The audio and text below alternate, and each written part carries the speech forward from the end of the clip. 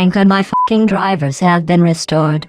Though it is Uber Duck AI, not 15 AI.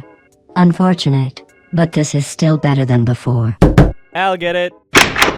Oh, f***ing poggers. What is it? Oh yes, please tell us, oh wise dumbass. It's my new Optimus Prime figure. You're excited about a toy that you're never going to play with? This sounds perfectly reasonable. He is quite handsome after all. I can't wait to display this. Y'all need help, like serious help. I would never risk hurting him. He's just too precious. Wait, Lubot, did you just call Optimus Prime handsome? I didn't say anything of the sort.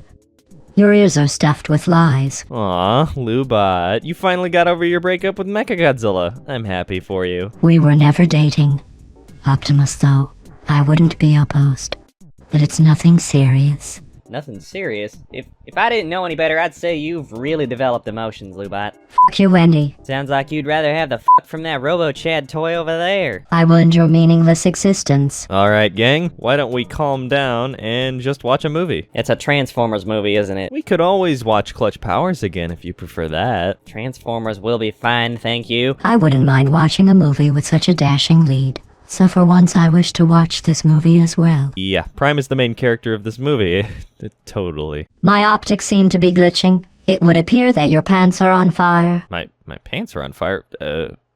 What does that mean? In other words, you suck at lying. Let's just watch the f***ing movie. Also, an epilepsy warning to anyone watching this. The movie was made before we knew a lot about epilepsy, so there are some strong flashing light scenes.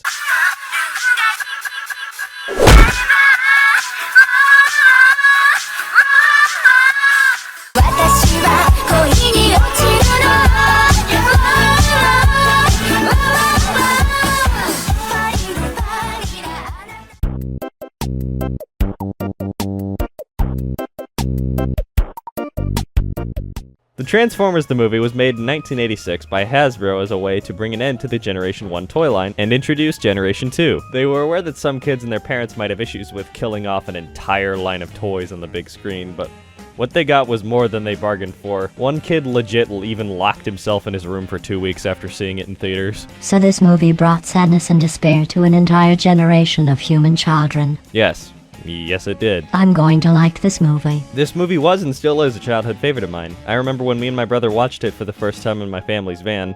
Had a very small DVD player mounted to the ceiling, and we were both shocked at Optimus Prime's demise. As anyone would be, the great Optimus Prime of the f***ing Autobots died in this movie, but there was a whole lot more to the movie than just his death. There was custom-made tracks by Stan Bush to accompany many of the scenes. Infamous songs like The Touch and Dare, 2 songs I actually listen to on a regular basis. This movie was also the last role of the deceased actor Orson Welles, who played Unicron, and somehow phoned in his performance.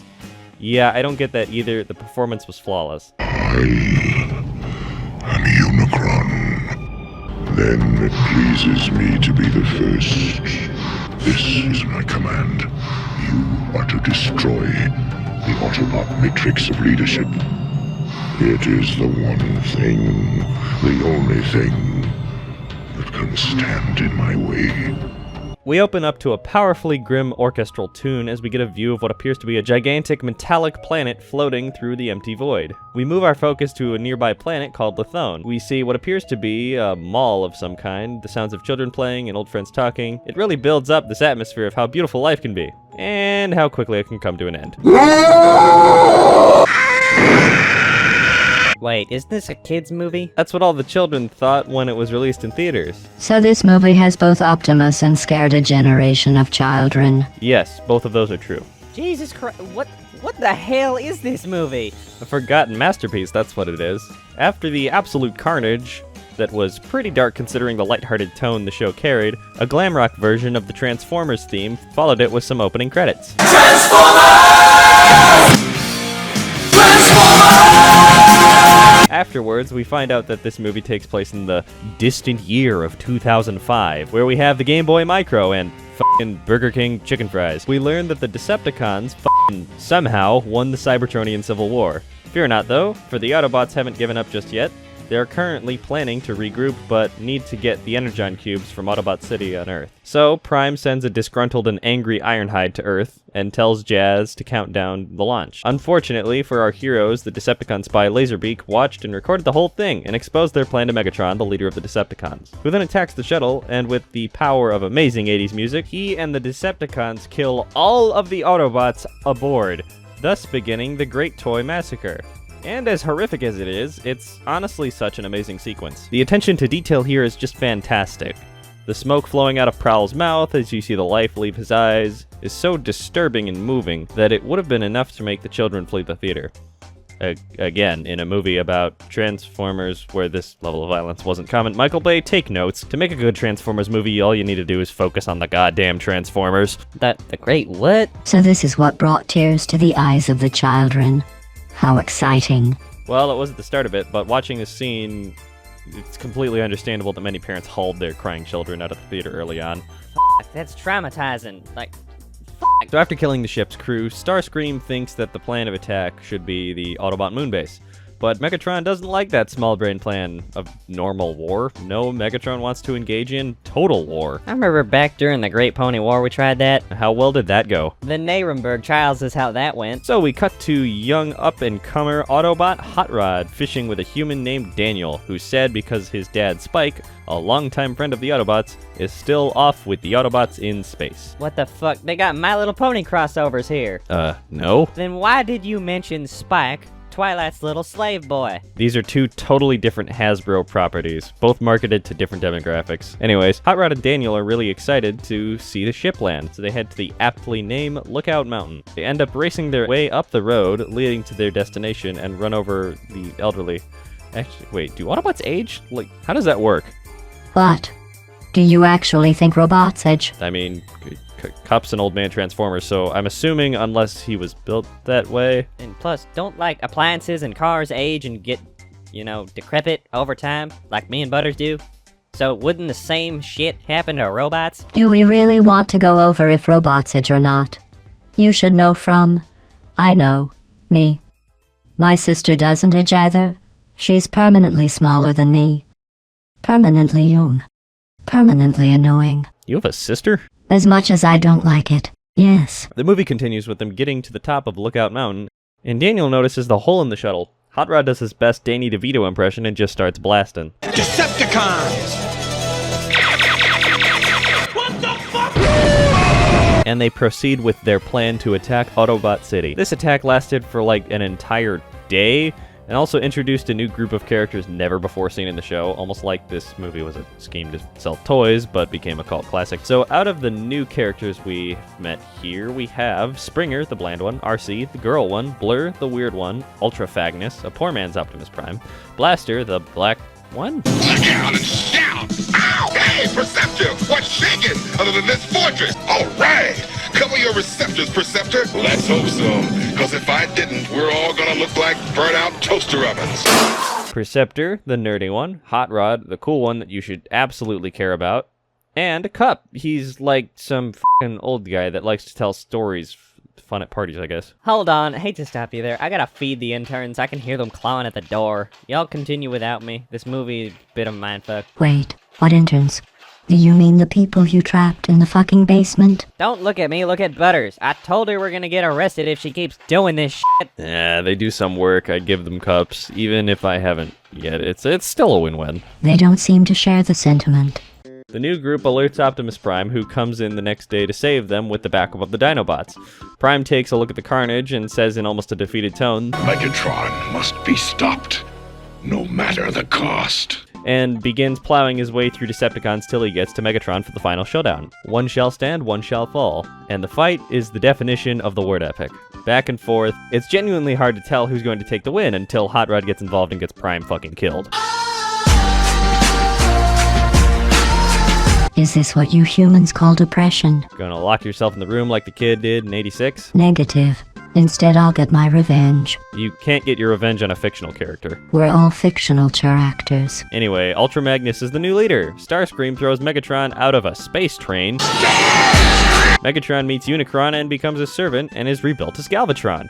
Galvatron then goes back to Cybertron to kill Starscream out of spite. Coronation Starscream. This is bad comedy.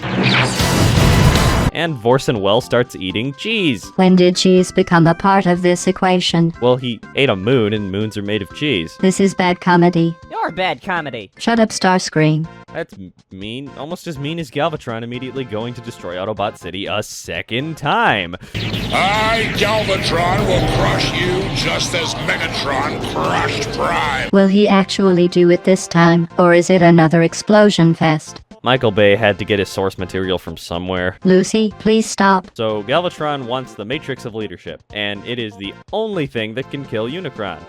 Ultra Magnus has it, and you see where this is going. We're in space now, by the way, and both Autobot ships are taking heavy hits, causing them to crash land on 2 different planets. One is a planet of junk, and the other on Quintessa.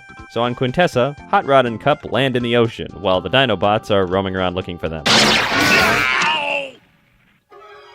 My boy hit my nose. Cup and Hot Rod get caught up in the planet's legal system and end up getting sentenced to death somehow. Serves that sniveling little right. They fight their way out, and the Dinobots find them, with the help of their new friend Wheelie, and help to overthrow the crooked government for some reason. Wheelie leads them to a ship so they can find the others. Me Grimlock say we on our way. And they are on the planet of shit. Yes, they are, but the moment they leave their crashed ship to attempt to make repairs, they get attacked by the Decepticons. Again. Realizing that there isn't a way out of this, Ultra Magnus forces the rest of the Autobots into a cave and attempts to use the Matrix to light their darkest hour. And because he's a loser, he fucking dies.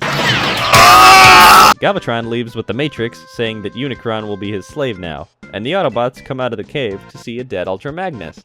But there is no time for grief as they get immediately attacked by the Junkticons? A broken down species that repairs themselves with whatever they can find and only speaks in infomercial? As this chaos is happening, Hot Rod and the others land on the planet of Junk and offer the universal greeting to the leader of the Junkticons. What is this universal greeting? Ba weep grana, weep ninny bong.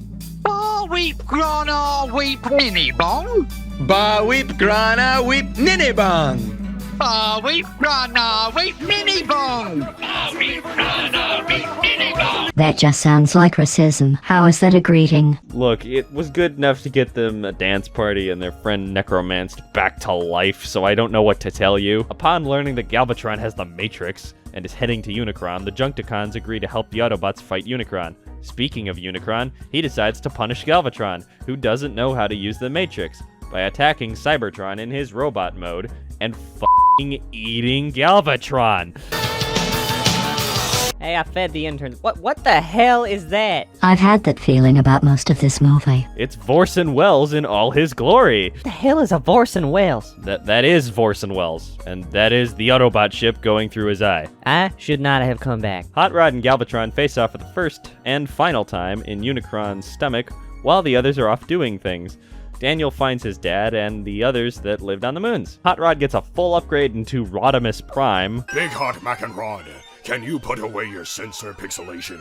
and yeets Galvatron through Unicron's stomach into space. He then opens the Matrix and causes a chain reaction, giving him and the other Autobots enough time to escape before Unicron explodes. They then regroup on Cybertron, and it's a happy ending, apparently. So that was it. Correct, they lived happily ever after. Well, I'm glad you all had a good time. I'm having a seizure from all the strobe lights.